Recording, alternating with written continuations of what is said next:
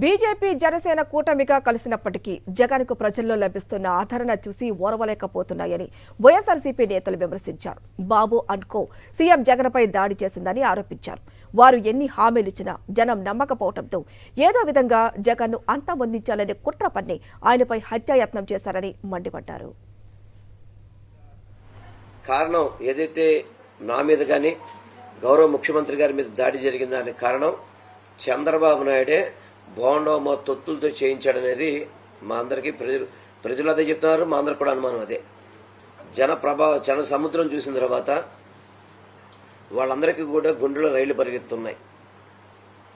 చివరికి ఏమీ చేయలేక దాడులకు కూడా పాల్పడిన పరిస్థితి. రాజకీయంగా నిరుద్యోగులైనటువంటి కొంతమంది వెధవలు, రాజకీయంగా జగన్మోహన్ రెడ్డి గారిని తట్టుకోలేనన్నటువంటి కొంతమంది వెధవలు, అదేవిధంగా డాక్టర్ బిఆర్ అంబేద్కర్ గారి విగ్రహాన్ని 125 అడుగుల విగ్రహాన్ని విజయవాడ నడిబొడ్డులో పెట్టారన్నటువంటి కక్షతో కొన్ని వర్గాలు ఈరోజు జగన్మోహన్ రెడ్డి గారి మీద దాడి చేసాయని చెప్పి నేను భావిస్తున్నాను. డెఫినెట్గా అంత దమ్ము ధైర్యం ఒక ముఖ్యమంత్రి మీద దాడి చేయాలి అంటే ఆ రకంగా ఒక ముఖ్యమంత్రి ప్రాణాలు తీయటానికి కూడా వెనకాడనటువంటి పరిస్థితి ఉందంటే దీని వెనక చాలామంది పెద్దలు ఉన్నారు. ఇది ఒక టార్గెటెడ్ అటెంప్ట్ అన్నమాట. దాంట్లో ఎటువంటి సందేహం లేదు. ఏంటంటే ఓర్వలేక జగన్మోహన్ రెడ్డి గారు యొక్క ప్రజాదరణ కానీ, ఆయన పట్ల ప్రజలు చూపిస్తున్నటువంటి అభిమానం కానీ, మళ్ళీ మనం ఓడిపోతున్నాం అనే ఒక బాధ కానీ టీడీపీ వాళ్ళకి, ఇవన్నీ కలిపితే నిన్నటి దాడి అనేది నా అభిప్రాయం, అనుమానం కూడా. ఈ అప్రజాస్వామికమైనటువంటి విధానం నారా చంద్రబాబు నాయుడు గారికి నేతితో పెట్టిన విద్య. చిన్నప్పటి నుంచి ఆయన చేస్తున్న పనులన్నీ కూడా అనైతికమైనవి, కుట్రలు, కుతంత్రాలతోనే తాను రాజ్యాధికారానికి వచ్చాడు, రాజ్యాధికారాన్ని నిలబెట్టుకున్నాడు. ఈ ప్రజలు ఆరాధిస్తున్నటువంటి జగన్మోహన్ రెడ్డిని హతమార్చాలని ప్రయత్నం చేసే చంద్రబాబు నాయుడు గారిని భూస్థాపితం చేయబోతున్నారు. రేపు ఎన్నికల్లో రాజకీయంగా ఇక పనికి రాకుండా చేస్తారని కూడా ఈ సందర్భంగా నేను మనవి చేస్తున్నా. ఈ రాష్ట్రాన్ని భావితరాల భవిష్యత్తు కోసం నిరంతర శ్రామికుల్లాగా పనిచేస్తున్నటువంటి గౌరవ ముఖ్యమంత్రి గారి మీద కర్కశంగా దాడి చేయించడం అనేది చాలా నీతిబాహ్యమైన చర్యగా అభివర్ణిస్తా ఉన్నాం.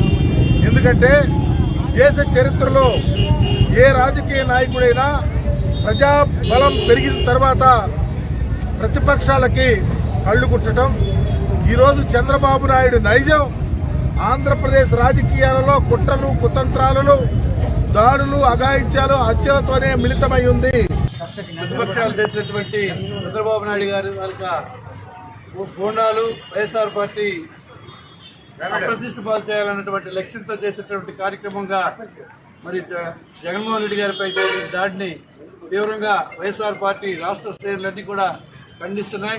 అలాగే శ్రీకాకుళం జిల్లాలో కూడా అన్ని నియోజకవర్గాల్లో కూడా మా వైఎస్ఆర్ పార్టీ నాయకులు, స్వచ్ఛందంగా ప్రజలు దీన్ని తీవ్రంగా ఖండిస్తున్నారు. ఇది తెలుగుదేశంకి అంతిమ గడియలని నేను ఈ చర్య ద్వారా ఈ మరింత అది వెనక్కి ప్రజలకు తిరస్కారానికి గురవుతారని తెలియజేసుకుంటూ, ప్రజాస్వామ్యంలో ఇది పద్ధతి కాదు. రేపు మీరు పలాసే వస్తున్నారని చెప్పి నేను జస్ట్ ఇప్పుడే చూశాను. నిజంగా మేము చేయాలని అనుకుంటే మీరు పలాస పొలిమేర దాటి వెళ్ళగలరా? మీరు ఉద్దానం పొలిమేర దాటి మీరు వెళ్ళగలరా? ఏమిటిది? గౌరవంగా రాజకీయాలు చేయండి, హుందాగా రాజకీయాలు చేయండి. ఖచ్చితంగా చంద్రబాబు నాయుడిని కోర్టులో శిక్షించాలని ఈ సందర్భంగా నేనైతే ప్రజలందరికీ పిలుపునిస్తా ఉన్నా. గౌరవ ముఖ్యమంత్రి వైఎస్ జగన్మోహన్ రెడ్డి గారి మీద జరిగినటువంటి దాడిని తీవ్రంగా ఖండిస్తున్నాం. ఆంధ్ర రాష్ట్ర రాజకీయ చరిత్రలోనే ఒక కొత్త అధ్యాయానికి గౌరవ ముఖ్యమంత్రి గారు తెరలేపినటువంటి పరిస్థితులు, ఆయన చేపట్టినటువంటి బస్సు యాత్ర, రాష్ట్ర ప్రజల నలుమూల నుంచి కూడాను వస్తున్నటువంటి అనూహ్యమైనటువంటి స్పందన, ఆ వాతావరణం అంతా చూసిన తర్వాత ఈ రాష్ట్రంలో దౌర్భాగ్యమైనటువంటి తెలుగుదేశం పార్టీ, దాని వత్తాసు పలుకుతున్నటువంటి పవన్ కళ్యాణ్ గారు గారు బీజేపీ, వీరందరూ కూడాను వాళ్ళ ఉనికికే ప్రమాదం వచ్చిందని వాళ్ళకే వాళ్ళే చర్చించుకుని అంతర్గత చర్చల్లో భావించుకుంటున్న పరిస్థితులు ఉన్నాయి.